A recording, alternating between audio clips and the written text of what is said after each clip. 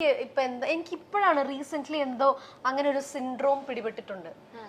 എനിക്കിപ്പോ തിയേറ്ററിൽ പോയി പടം കാണാൻ പറയോ എനിക്ക് പലർക്കും ഉണ്ട് സത്യം. എനിക്കിപ്പോ വീട്ടില് ആ കംഫർട്ടിൽ ഇരുന്നിട്ട് OTT മൂവീസ് കാണാൻ ഭയങ്കര ഇഷ്ടമാണ്.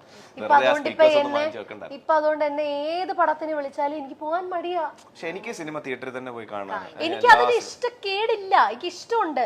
പക്ഷെ ആ എഫേർട്ട് ഫ്രം ദ ബിഗിനിങ്, കുളിക്കണം, മേക്കപ്പ് ഇടണം, ഡ്രസ് ഇടണം, അവിടെ പോണം, അയ്യോ. അപ്പൊ ഞാൻ അതേപോലെ ഇങ്ങനെ കിടന്നു കഴിഞ്ഞാൽ പ്ലാൻ ചെയ്യുന്നുണ്ട് PVR മൊത്തത്തിൽ ഇങ്ങോട്ടേക്ക് വീട്ടിലേക്ക് എടുത്താലോ എന്നിങ്ങനെ.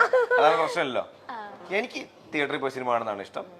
പോയി വ്ലോഗില് പറഞ്ഞല്ലോ നെറ്റ്ഫ്ലിക്സ് വെക്കും, ഈ സോഫയിൽ ചേച്ചി, ഇവിടെ ജീവച്ചേട്ടൻ കിടക്കും. എനിക്ക് അത് ഭയങ്കര ഇഷ്ടമായി. ഇപ്പൊ എനിക്ക് ആ ഒരു കംഫർട്ട് സോണിൽ ഞാൻ ഭയങ്കര ഹാപ്പിയാണ്. പിന്നെ എനിക്കിപ്പോ ലുലുവിൽ പോകാൻ ഇഷ്ടവുമല്ല. എന്ത് ടൂ ക്രൗഡഡാ. ഇല്ലേ പഴയ ലുലു ഒന്നും അല്ല ഇപ്പം. മാറിപ്പോയെന്ന് വലിയ ആളായില്ലേ, വല്ലാണ്ട് മാറിപ്പോയില്ലേ നമ്മള്. പണ്ട് എന്റെ one of the favourite spots in Kochi ആയിരുന്നു ലുലു. ഇപ്പൊ പക്ഷെ ലുലു എനിക്ക് ഭയങ്കര സഫോക്കേഷൻ. കഴിഞ്ഞ ദിവസം ചോദിച്ചു നോക്ക്, അറിയോ അവിടെ ചേച്ചിനെ സ്പോട്ട് ചെയ്തേ ഇന്ന് പറഞ്ഞ തോമസ് ഉണ്ടായിരുന്നു ലുലുല്. ഞാൻ കുറെ പേര് കണ്ടിട്ടുണ്ട്. പക്ഷെ എനിക്കിങ്ങനെ എനിക്ക് അറിയത്തില്ല, എനിക്ക് അങ്ങനെ സഫോക്കേഷൻ വരും. ഒരുപാട് തിരക്കിന്റെ ഇടയിൽ പോകുമ്പം, ഈ ഉത്സവത്തിന്റെ ഇടയിലൊക്കെ പോകുമ്പോൾ സഫോക്കേഷൻ ഇല്ലേ, അതെനിക്ക് വരും. അതാണോന്ന് എനിക്കറിയില്ല. അതെന്നെ ക്രൗഡ് കാണുമ്പോ എനിക്ക് ബ്രീതിങ് കിട്ടൂല, എനിക്ക് അങ്ങനെ ടെൻഷൻ വരും. അപ്പൊ ഞാൻ കഴിഞ്ഞ ദിവസം ഹൈപ്പർ മാർക്കറ്റിൽ കയറി. ഞങ്ങള് വീട്ടിലേക്കുള്ള സാധനങ്ങൾ എടുക്കുന്നത് നോർമലി ഹൈപ്പർ മാർക്കറ്റിൽ നിന്നാ. അപ്പൊ ഹൈപ്പറിൽ ചെന്ന് ഞാൻ കയറി കഴിഞ്ഞപ്പോ ജീവ എനിക്ക് ശ്വാസം കിട്ടുന്നില്ല, നമുക്ക് ഇവിടെ ഇറങ്ങാം എന്നൊക്കെ പറഞ്ഞിട്ട് ഞാൻ ഇറങ്ങി. വിളിക്കാൻ പോയതാ തള്ളല്ലേ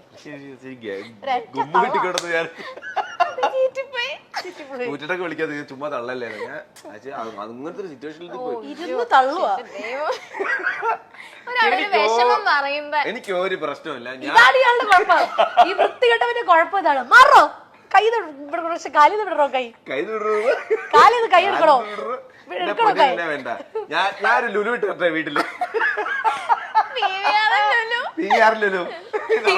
ഹൈപ്പർ മാർക്കറ്റ്. ഒരു പ്രശ്നമില്ല. എനിക്ക് ആൾക്കാർ ഉള്ളതാണ് എനിക്ക് സന്തോഷം. അയ്യോ ജീവ എൻജോയ്സ് ദാറ്റ്. ഞാൻ കണ്ടിട്ടുണ്ട് ജീവ തിരക്കിന്റെ ഇടയിലൊക്കെ ഇരുന്നിട്ട് ജീവ അങ്ങ് എൻജോയ്. എനിക്ക് ഇപ്പം ആദ്യമൊക്കെ കുറച്ചു പേര് അറിയുന്നത്, ഇപ്പൊ കുറെ കൂടെ ആൾക്കാർ അറിയാം. അപ്പൊ അവരൊക്കെ വന്ന് സംസാരിക്കുന്ന, ഫോട്ടോ എടുക്കുന്നത് എനിക്ക് ഭയങ്കര ഇഷ്ടമാണ്. ഞാൻ ഭയങ്കരമായിട്ട് എൻജോയ് ചെയ്യും.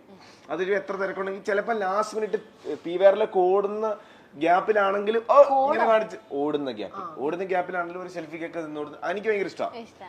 കാര്യം ഈ പറഞ്ഞ പോലെ നമുക്ക് സിനിമയാണ് ആങ്കറിങ് ആണെന്നൊക്കെ പറഞ്ഞാലും കാണാൻ ഈ പറയുന്ന ആൾക്കാർ ഉള്ളപ്പോഴാണല്ലോ നമ്മൾ ഇതൊക്കെ ചെയ്തിട്ട് കാര്യമുള്ളൂ. അപ്പം ഒരു 2 seconds കൊടുക്കാൻ റെഡിയാ, സമയമുണ്ടെങ്കിൽ. നമ്മൾ എവിടെയെങ്കിലും ഈ പറഞ്ഞ പോലെ, പിന്നെ ഈ ചില സ്ഥലത്ത് പോയി കഴിഞ്ഞാൽ, ഇപ്പൊ ഞാൻ ഹോസ്പിറ്റലിൽ പോയി, അമ്മച്ചിക്ക് വയ്യാതെ ഹോസ്പിറ്റലിൽ പോയി, അവിടെ ചേട്ടാ സെൽഫി ചെയ്യുന്നു ഐസിയുടെ മുമ്പിൽ. അത് മാത്രം.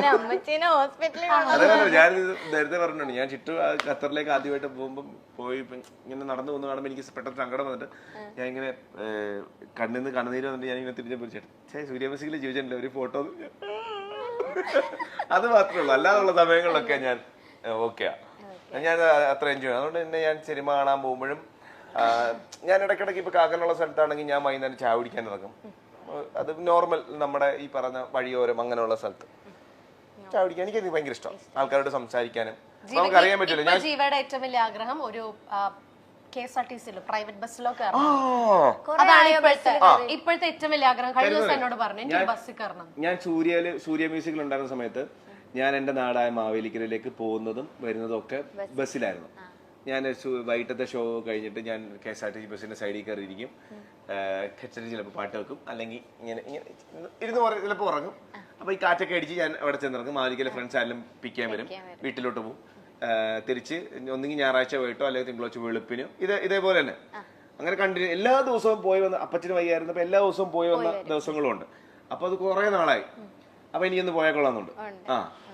ട്രെയിനിൽ കയറിയാൽ കൊള്ളാന്നുണ്ട്. ഓ പിന്നെ അവനിപ്പോ ചോദിക്കും ഓ ഇവനാരടാ.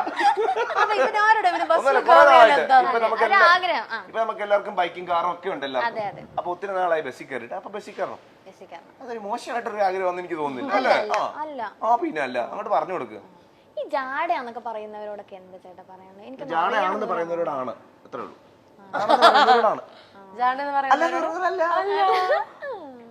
പിന്നെ നമുക്ക് ഇപ്പം നമ്മൾ ഇന്റർവ്യൂവിന് വരുന്നതിന് മുമ്പ് ഇപ്പൊ പാറുവിന്റെ ഫ്രണ്ട്സ് ആണെങ്കിലും ഇപ്പൊ പാറു ആണെങ്കിലും ഇപ്പൊ ഞങ്ങളാണ് ഇന്റർവ്യൂവിന് വരുന്നത് എന്ന് പറയുമ്പോൾ പല അഭിപ്രായങ്ങളുണ്ടാവും. ഒരാളെ പറ്റി കുറെ ആൾക്കാർക്ക് പല അഭിപ്രായങ്ങളാണല്ലോ. അവർക്ക് ഭയങ്കര ജാടയാ, അവര് ഭയങ്കര അങ്ങനെയാ ഇങ്ങനെയാ. അപ്പൊ നമ്മളോടും നമ്മൾ ഇന്നയാളെ കാണാൻ പോകുമ്പോൾ ഇന്നയാൾക്ക് ഭയങ്കര ജാടയായിരിക്കും, ജാടയാണ്. ഞങ്ങൾ പറയുന്ന കാര്യമുണ്ട്, ആ ആള് നമ്മളോട് എങ്ങനെയാണോ അതാണ് നമുക്ക് ആള്. ഇപ്പൊ ബാക്കിയുള്ളവർ എന്ത് പറഞ്ഞാലും കുഴപ്പമില്ല. ഇപ്പം പുറത്തൊക്കെ ഇറങ്ങി നോക്കുമ്പോൾ പാറു എന്തൊരു ഭയങ്കര മോശം, ഭയങ്കര ആരെയും ബഹുമാനം ഇല്ല, ഒരുമാതിരി ചോദ്യങ്ങളൊക്കെ ചോദിക്കുന്നു. അങ്ങനെ പല അഭിപ്രായം ഉണ്ടാവാം, അങ്ങനെ ഉണ്ടെന്നല്ല ഉണ്ടാവാം. പക്ഷെ ഇപ്പൊ ഞങ്ങളോട് ചോദിക്കും പാറു എങ്ങനെയാന്ന് ഞങ്ങൾ ചോദിക്കും. എങ്ങനെയാ പാറു